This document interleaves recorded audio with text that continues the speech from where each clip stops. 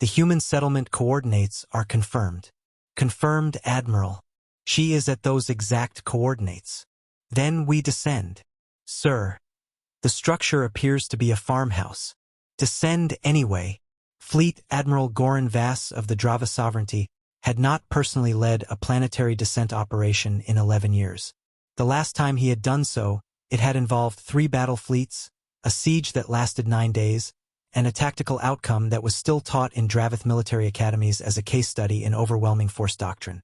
This one involved 47 warships, every tactical officer he trusted, and a set of coordinates that resolved, when they finally broke atmosphere over the 3rd planet of this unmemorable solar system, into a single farmhouse sitting in the middle of a green field, with smoke curling peacefully from its chimney. The 47 ships held position in low orbit. From space, the farmhouse looked approximately the size of a dust particle beneath them. Goran stared at the magnified visual feed for a very long time without speaking. His daughter, Silka Vass, had been missing for 14 months. Missing was the official operational term. The more accurate term, the one Goran had not used in any official report because it implied a failure of parental authority that he was not yet prepared to document, was that Silka had left. Deliberately. At 19 years of age, she had departed through a cargo transport connection she had arranged herself, to a destination she had declined to specify, leaving behind a note that her father had read 11 times. It said, in the specific, direct language she had inherited from him, "I am safe. I am somewhere I chose. Don't make it a military operation." He had made it a military operation. It had taken 14 months to find her because she had been genuinely careful about it, routing her trail through 4 separate transit hubs, using identification documents that technically belonged to a trade apprentice named something entirely different, and ending up, apparently, on a human agricultural world in a farmhouse belonging to a man named Cale Dunmore. The Dravith intelligence file contained the following information. Age, 42. Former Coalition Agricultural Liaison. Current occupation, farmer. No criminal record. No military history. No obvious reason whatsoever to be connected to the missing daughter of the Dravith Sovereignty's most decorated fleet admiral. Goran descended in a single dropship because arriving at a farmhouse with a ground force seemed excessive, even by his standards, though he kept 47 warships in orbit as a matter of principle. The farmhouse path was made of flat stones with small yellow flowers growing between them. Goran's armored boots were designed for warship decks and siege approaches. The flowers did not survive the walk to the front door. He raised his gauntlet fist to knock. The door opened before he made contact. It swung inward with the casual ease of a home where the occupant had heard footsteps on the path and thought nothing of it. The smell that came through the open doorway stopped Goran Vass, Fleet Admiral, victor of the Kathus campaign, commander of 47 warships, completely in his tracks. Sweet, warm, something caramelized and golden. Something that, in the 42 years of his military career, he had never once encountered on a battlefield, a warship, or in any tactical context, and therefore had absolutely no framework to process as a potential threat. Through the open door, he could see a kitchen soaked in morning light. He could see a table with a stack of something golden and layered, surrounded by bowls of fresh fruit and glass jugs of something orange. He could see a human male in an apron holding a spatula, turning from the counter toward the door with a welcoming expression, completely unbothered by the fact that a heavily armored alien fleet admiral was standing on his front path. And at the table, mid-reach for the pitcher of orange juice, was Silka. She saw him at the same moment he saw her. For exactly 2 seconds, neither of them moved. It was the specific frozen quality of a moment that both parties knew was about to become significant. Then Silka Vass, daughter of the Dravith Sovereignty's most decorated admiral, threw both arms wide and said, with the unguarded delight of someone who had not seen a family member in 14 months and was genuinely happy about it despite everything. "Father!" Goran stood in the doorway of a farmhouse kitchen with 47 warships overhead and said nothing, because none of his tactical training had prepared him for this exact situation.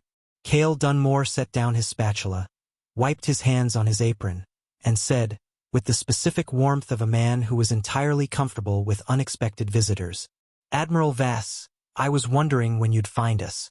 Pancakes." What followed was, by any objective measure, the strangest 2 hours of Goran's military career. He did not immediately enter the kitchen. He stood in the doorway for a period that Silka would later describe as at least 3 full minutes while his battlefield-trained mind processed the considerable gap between the operation he had prepared for and the situation he was currently facing. Then, because he was his daughter's father, and she had clearly inherited her stubbornness from somewhere, he crossed the threshold, removed his gauntlets because Kale politely asked if he minded, mentioning something about armor scratching the chair backs, and sat down at a farmhouse kitchen table beneath 47 of his own warships.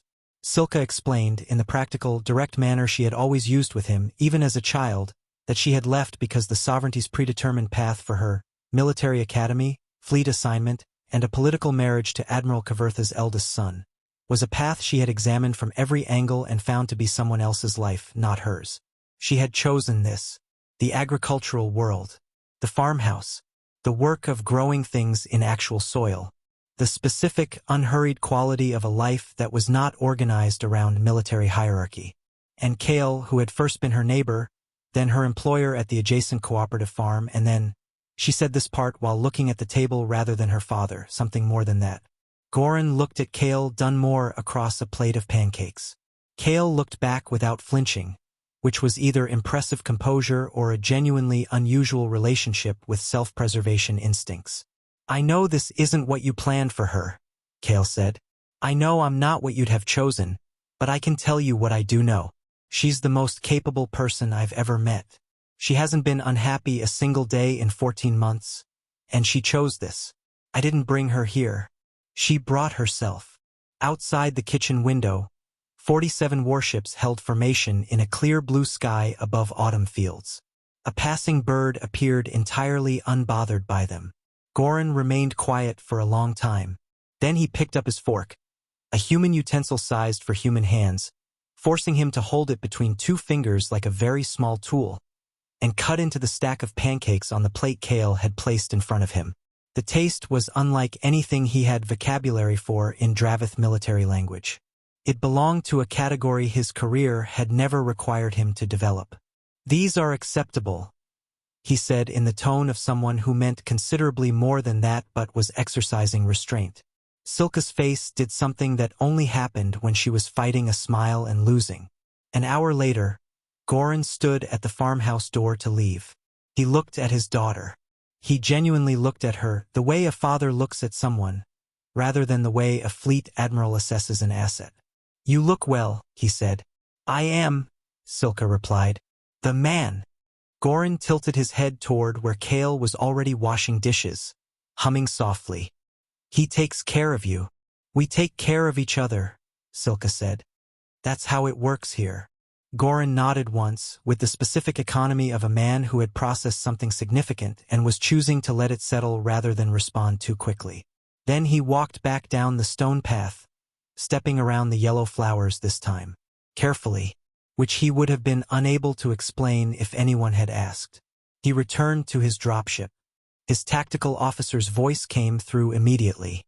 "Admiral, orders for the fleet?" Goran looked back at the farmhouse one more time.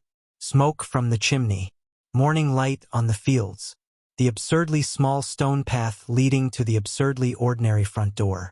"Stand the fleet down," he said. "Set course for home." A pause. "And the target coordinates, sir?" Goran thought of pancakes, of yellow flowers, of the specific expression on his daughter's face when she had thrown her arms open across a kitchen full of morning light. "Leave them off the tactical record," he said. "Mark the location as surveyed.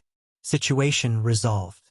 Another pause from his tactical officer, who was wise enough not to ask any follow-up questions. "Understood, Admiral." One by one, the 47 warships peeled out of low orbit, leaving behind a clear blue autumn sky and a farmhouse where, inside, Kale Dunmore refilled the orange juice, and Silka Vass, daughter of a fleet admiral, sat back in her chair and laughed. The full, genuine, unrestrained kind of laughter that only happens when something resolves better than you ever dared to